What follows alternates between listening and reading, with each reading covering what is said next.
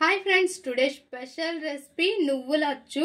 నడుముకి ఎంతో హెల్ప్ చేస్తుంది. అంటే నడుము నొప్పులు ఎక్కువ మందికి ఉంటాయి కదా, మోకాళ్ళ నొప్పులు, నడుము నొప్పులు అని. ఎక్కువ మనకి ఏంటంటే పిజ్జాలు, బర్గర్లు తిని తిని అలవాటు అయిపోయింది. ఇట్లాంటివన్నీ కూడా మనం బ్యాక్ చేస్తాం, అంటే వెనక పెట్టేసాము. సో ఇట్లాంటివన్నీ కూడా ఇప్పుడు తింటే ఎంతో హెల్తీ అండ్ ఎక్కువ శాతం ఏంటంటే మనకి చాలా మందిని చూస్తున్నాను, వెన్ను నొప్పులు, లేదంటే నడుము నొప్పులు, కీళ్ళ నొప్పులు, మోకాళ్ళ నొప్పులు చాలా ఇట్లా ఉన్నాయి. ఇట్లాంటివి అయితే మాత్రం మనము డైలీ ఇలా చేసుకొని తీసుకుంటే చాలా మంచిది. ఫస్ట్ అయితే వీటికి కావాల్సినవి నువ్వులు. ఈ నువ్వులు అనేవి మనం ఫస్ట్ స్టవ్ పైన ఒక ప్యాన్ పెట్టుకొని ఫ్రై చేసుకోవాలి.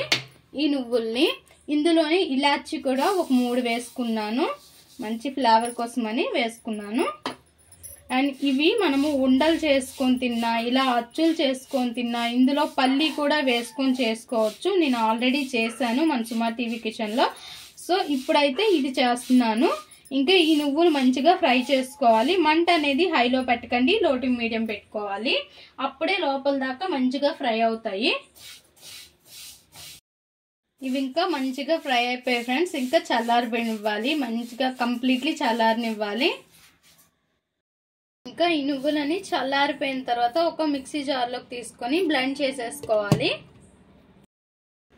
ఇంకా మన నువ్వులు బట్టి ఎంత బెల్లం పడుతుందో తీసుకొని, అంటే నువ్వులు మనం 1 కప్పు తీసుకున్నాం కాబట్టి అదే కప్పుకి కొంచెం తగ్గించి బెల్లం తీసుకోవాలి. మీకు కొలతకు కావాలంటే చెప్తున్నాను.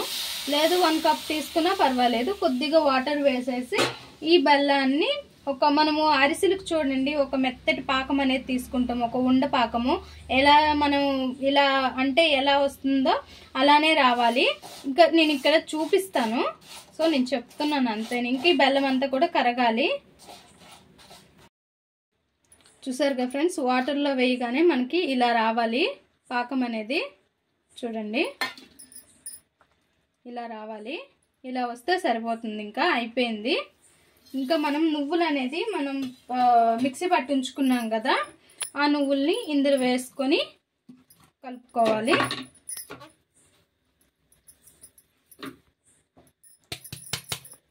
మొత్తం కూడా ఇంకా కలుపుకోవాలి, మిక్స్ చేసుకోవాలి.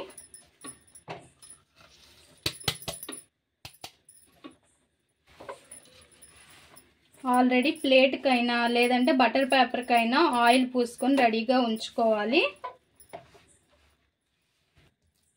ఇంకా ఈ ప్యాచ్లర్కి కొద్దిగా ఆయిల్ పూసుకొని ఇలా సర్దుకోవాలి. ప్లేట్కి కూడా మనం ఆల్రెడీ నెయ్యి పూసేసాను.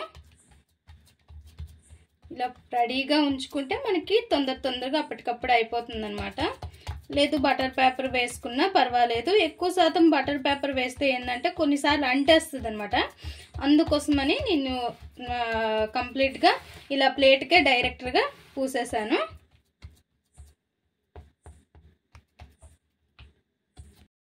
పైన కొద్దిగా పంప్కిన్ సీడ్స్తో డెకరేట్ చేసుకుందాం. ఏది ఉంటే అది, బాదము లేదంటే జీడిపప్పు, పిస్తా ఏది ఉంటే దాంతో ఇట్లా కొద్దిగా పెట్టుకుంటే బాగుంటుంది.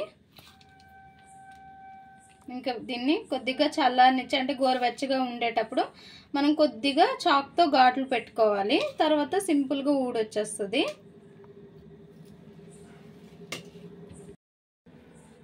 ఇలా కొద్దిగా ఘాట్లనే పెట్టుకోవాలి గోరువెచ్చగా ఉండేటప్పుడు.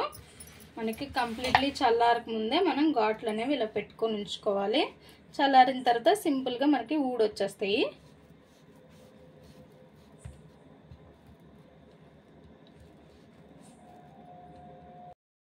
చల్లారింది ఫ్రెండ్స్, చూడండి చాలా సింపుల్గా ఊడొచ్చేసింది.